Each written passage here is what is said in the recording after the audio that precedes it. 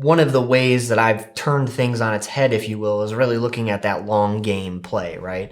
I don't necessarily worry about costs and expenses and the nickel and dime billing, and I kept hearing that from clients. And so when you look at some of these different things that the industry has classically done or is commonplace, if you look at it with the lens of long-term value and a long game thinking, then you start to find a bunch of things that you can make really efficient in your business versus the way that others have been doing it classically.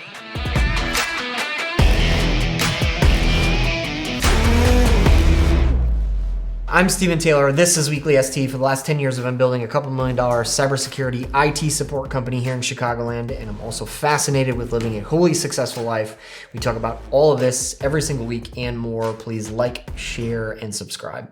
This came about years ago. I'm often meeting with other MSPs or talking with them in the community, and they wanted to, kind of get ideas and feedback from others in the industry. So they brought a few of their team members and, started asking different questions, and maybe it was sales, ops, whatever, again, just to kind of gather knowledge and insight from others. Not that my way is any better or our way is any better, but a different lens maybe, right? And one of the things that came up was a struggle on the engineering side, if you will, where, they were frustrated that they had clients that had unique systems or stuff they didn't really recommend or outdated equipment or whatever it might be.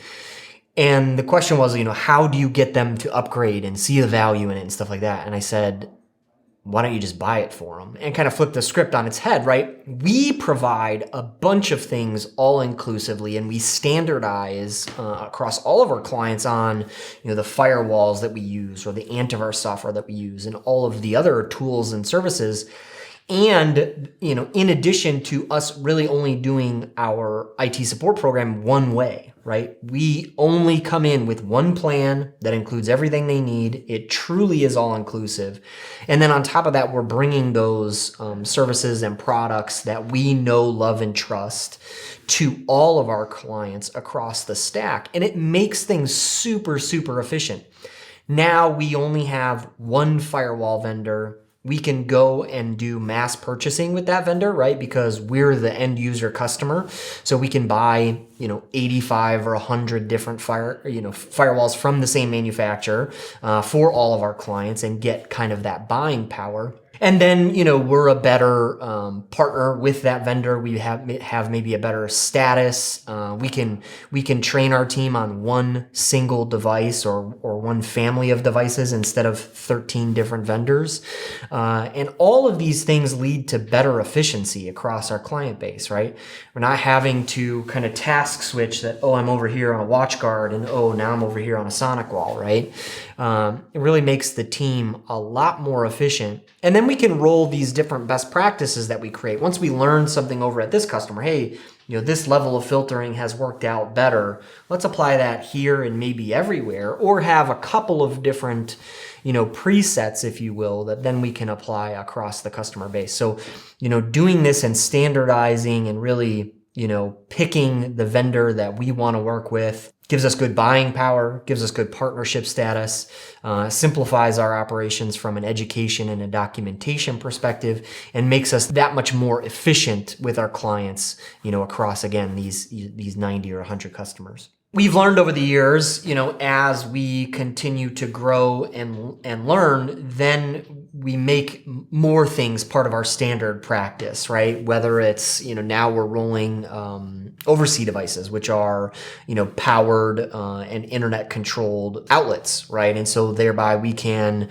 reboot modems or reboot firewalls, from anywhere potentially in the world. As we learn and as things fail or break or, don't serve us well, we adjust accordingly, right? And then we're able to implement a solution for a common issue that happens, even if it happens 5 or 10 times across customers, that's good enough to make an investment and make things more robust, more efficient. And, years ago, all of us used to deal with the server outages or, having to roll trucks and things like that. And so much more nowadays, We don't have to because the server hardware has gotten better and we've standardized on super redundant kind of mid-grade versus the bottom of the barrel cheap stuff, right? We go for the stuff that has multiple processors, multiple power supplies, and is it of a higher quality. Thereby, we're not dealing with, server hardware issues, or even if we do, it's a call out to HP under the 24/7 care pack that gets them the hard drive replaced or the power supply replaced with no issue or no impact to the customer. Super, super important stuff. I think oftentimes people either have a long game mentality or a short game mentality. The short game mentality will tell you that the customer needs to buy that firewall. They should be making the investments and we want to get paid for our time and things like that, right? For me, it's all about the long game. How can we really impact the client in the best way possible, really make sure that they're taken care of, not necessarily make money for all the things that we're doing right away, right? But again, be invested in them for, the value of that long haul relationship, right? So me supplying an $800 firewall looks like an expense, right? But for me, I know that there's efficiencies in that long game and that standardization is going to be better for us, right? Across all of these different customers, I'm willing to make that $800 investment. The time savings, if our engineers, wasted 10 hours on something, right, there's that $800, right? Or some simple math such as that, right? So I think it's just two different schools of thought in that if you're invested in the long haul, you're willing to lose money, so to speak, here and there in the small details, right? Not billing the customer for that, after hours on-site visit because that they're going to stay with you for 5 years and you're consistently billing them in that recurring revenue model and they're referring you other customers, right? It's not worth the $150, on-site visit fee. And really what's that $150 going to do for me or for us as an organization? Not much. What might it do for them? Oh, that might be one of those little, notches that they remember over the years that, builds up to an aggravation where they may want to leave, And that was the challenge that these guys had saw, right? They were like, we have this one customer who refuses to upgrade the firewall. They have some, off the shelf big box store thing that just doesn't work. It locks up, it needs a reboot once a week, bop, bop, bop. And that means there's a damaging impact to that customer. That customer, has an internet outage once a week, right? Then they're phoning in to IT to get it fixed. Maybe somebody has to roll a truck. Maybe we got to get Susie to go in the closet and reboot the equipment, bop, bop, bop, bop, bop, right?